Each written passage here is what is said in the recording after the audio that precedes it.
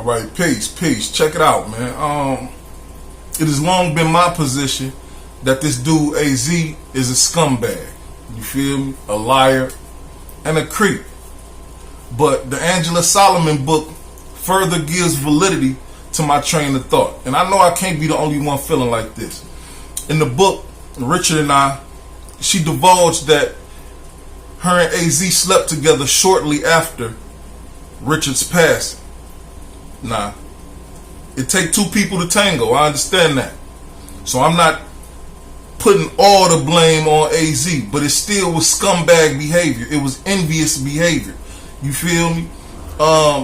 She feels as if he played on her vulnerabilities and said as such in the book. You know what I'm saying? And said as much in the book. Let's get to a couple of these excerpts, man. She says, well, she's very explicit in the way she talks, so I'm a tone it down just a bit in the rhetoric, but you'll get the gist of it. She said, when I first slept with Azie, it was the beginning of the summer of 1990, after Richard got killed. She said she was on the block, and Azie called her over to his car, and asked her if her and her daughter was doing all right. She said Azie asked how me and Rashana was doing. I told him she was okay. Azie took a stack of $5 bills out of his pocket and handed it to me. Take this for you and Rashana. I put the money in my pocket and thanked him. Azie told me take his beeper number and beep him if I or Rashana ever needed anything. As soon as Azie left, I went upstairs to see how much money he gave me. He gave me $5 million. Not $5 million. He gave me $500. Now that's the bait. She just lost the breadwinner, you feel me? Richard just passed. She was probably financially strapped, and he about knew that. You feel me? He envied almost everything Richard had. His lifestyle, the money he was making. That's what, in my opinion, drove him to become a drug dealer in the first place. And if you watch Paid in Full, you'll see as much. When the dude, I think Wood Harris is playing him or whatnot, how he looking at Rich when he working at the cleaners and everything. Iron Rich, when he come through in a new car, when he come through with the jewelry and the clothes and stuff like that, he was envious of that lifestyle. You feel me? Even envious of him in the bedroom. And the woman said as much, but we'll get to that. Let me get back to these notes, man. But that was the play. That was to set it up right there. Take this little bread.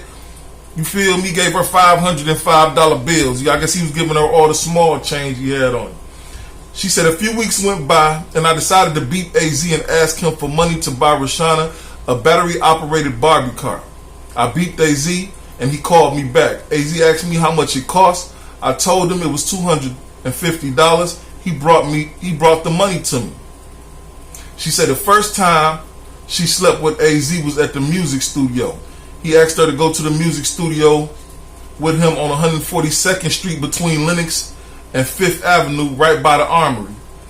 She said he wanted her to check out some new songs. So he trying to impress her. Taking her to the studio. He got a label. You know what I'm saying? He wanted her to listen to some songs. She said it was a cool, what'd she say? The music studio was downtown Brooklyn. A few of his friends were at the studio with us. I can't remember who all was there. I believe it was Diggaroo and Lil Bop. They were Azie's friends. I believe they also rapped on his Mob Style album. Azie's record label was called Mob Style. The studio was nice. The studio was a nice little hangout spot with chairs and a couch. It was real cozy with dim lights. We listened to some rap songs Azie and his friends recorded. Now, she said Azie and I talked about Richard for a little while. At the time, it was not confirmed that Alpo had killed Rich. So, nigga, I mean, he's playing on her vulnerabilities, just like she said. She just lost Rich. He played on the vulnerabilities with her daughter. You know, if you or your daughter need anything, he'll take this for you and the baby. Now he playing on her vulnerability with Richard, speaking to her about that situation and how it hurt and how it felt or whatnot.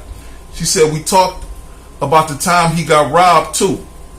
The time 6 people got shot up, 3 died, 3 survived. Azie told me the whole story. Azie said he was coming from playing basketball. He was with the 13-year-old little girl. Nah, bang, stop right there, because Azie said the girl was already there. If you remember Azie telling this story, he said the little girl was at his apartment. She had caught a cab to his apartment and basically met him at the door, met him over there or something like that. And I remember this because I questioned how she knew where his stash spot was. If he wasn't having a sexual relationship with this minor, this child, this 13-year-old, it said 12-year-old in the paper, by the way. You feel me? Not 13. It said 12-year-old as I found the article. But that's neither here nor there. He tells her that the little girl was with him already when he was playing basketball, and she traveled with him to the house. He didn't say the girl was 13, but the news reported that it was a 13-year-old girl included in the shooting. Besides, I knew the girl. She was about 4 or 5 years younger than me. Azie was 23 at the time. Yeah, a real creep. So she even knew back then that was uncivilized behavior. You don't know grown-ass man to be dealing with a child, a 12, 13-year-old. You dig what I'm talking about? She told the story about Azie going into the building and this and that and the other blase split. I ain't gonna get into all of that. I'm trying to get to the parts that need to be spoken about. You know what I'm saying? Let's see. Azie said, no, we ain't gonna get there. I believe Azie said it was a young girl, Lynette, that crawled to the phone and called for help. I guess she was one. The young girl was supposed. I think she did survive, but I ain't sure if she called for help or not. That might just be what he telling her. She said we talked, we ordered food and chilled for a while. One thing led to the next thing, and all I know. She said one thing led to the next thing. I know Azie and I were having sex. I didn't remember how it felt. I didn't even remember where we had sex at or what was our sex position. I'm just guessing it was doggy style. I remember Azie saying he liked the way her bottom looked and he wanted her bottom on his album cover. He said he liked the way her bottom looked from hitting her from behind or whatnot. This is according to her in the book. You dig what I'm talking about? Nah. She said she didn't plan on having sex with A. She just went along with the flow. Okay. She said they had sex 2 other times and each time money was involved. You dig? Now he tells her initially, if you need anything, call me. And it's not other blase split. Now it turned into quid pro quo. You know what I'm saying? Quid pro quo. Whatever they call it. You know what I'm saying? It turned into backpage.com or something like that. Like, oh, you call, oh, well, come by and get it. Or I'm going to pick you up and we going to, you know what I'm saying? And she get the money afterwards. You dig? He was treating her, playing her like a prostitute. You dig what I'm talking about? She said, I needed a few dollars, so I beat Azie. When I called Azie, when Azie called me back, I told him I needed a few dollars. He said, oh, okay. Told me to meet him on 142nd Street where we met before, right between Lenox and 5th Ave. I met Azie and we went to a hotel in Jersey. Now that lets you know in his mind, he feel like he was wrong. He ain't dealing with her in New York even. You feel me? He took her to Jersey. You dig? Now I'm pretty sure it's some impressive places in New York that he could have took her, but to avoid being spotted, in my mind, he took her to Jersey. I don't remember where the hotel was at in New Jersey or the name of the hotel. I just remember relaxing in a jacuzzi, waiting for Azie to come back from wherever he went. Azie dropped me off and said he had to make a run. When he came back, we ordered food, had sex, and went to sleep. The next morning, Azie gave me $1,000 and dropped me off in Harlem. See what I'm saying? She beeped him for a few bucks that day. She had to wait till the next morning in order for them to complete the act, in order for him to get what he wanted out of the situation. You dig what I'm saying? In order to get the bread that he told her initially to call for. So that's how you know he was setting up a play, man. The last time Azie and her had sex, they were at an apartment in Parkchester. She said, I had beeped Azie I had a beeper and AZ beat me. I didn't know it was AZ. I called the number back and AZ answered the phone. He said, come to Parkchester. I got something for you. I'm going to send a cab to get you. AZ sent the cab to get me from 140th Street. And I went to Parkchester. Parkchester is a section of the Bronx.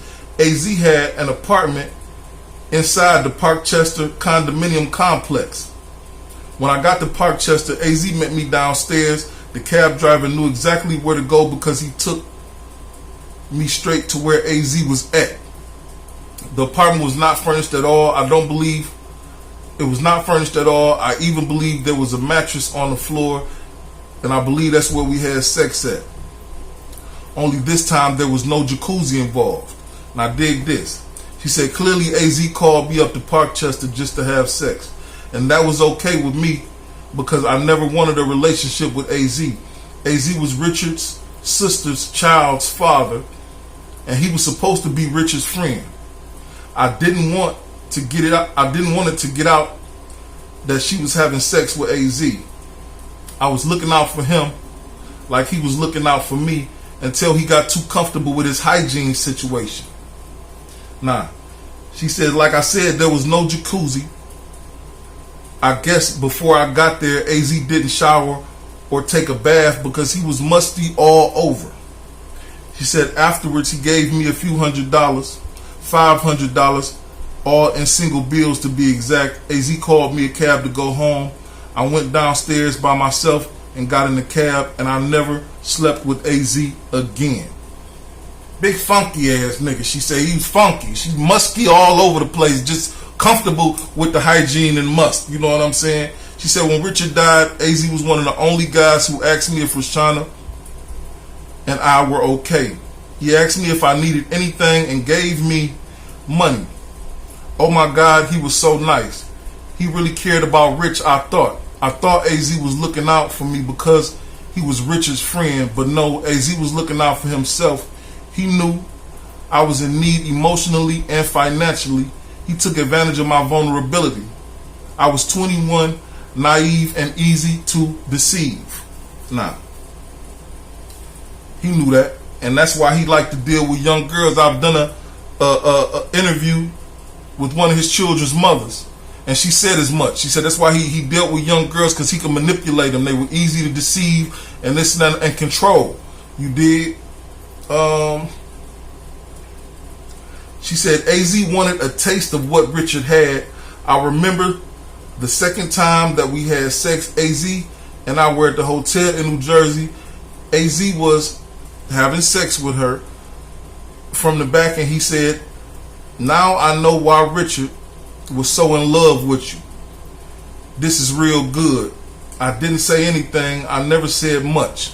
There you go right there. She said I fell right into his trap.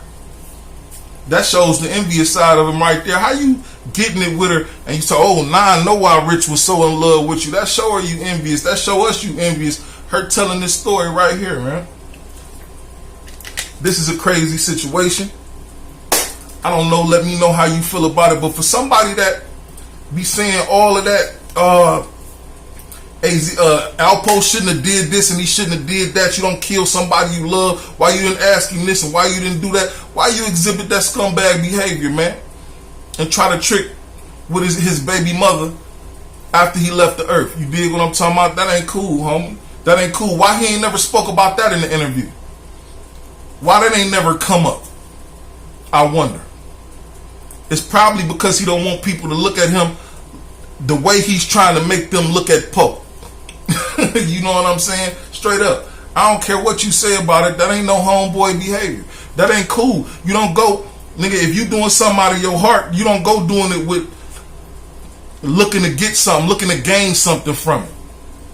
Other than the fulfillment of doing whatever you came to do. You feel me? If I came over there to look out for my man's family because he gone, then that's what I'm doing. I ain't looking out for him and expecting nothing in return or looking for something in return or trying to get something in return. You dig? That's wrong, and I don't care how you cut it, man. But get in the comment box and let me know how you feel about it, homeboy. Is AZ a scumbag or no? He's definitely a creep. We know that. He's definitely a creep. He's definitely a liar. The story changes all the time. You feel me? He's a hell of a fictional writer. So let me know how you feel about it. Peace to the 5% nation of gods and earths. Until we meet again. I'll be back.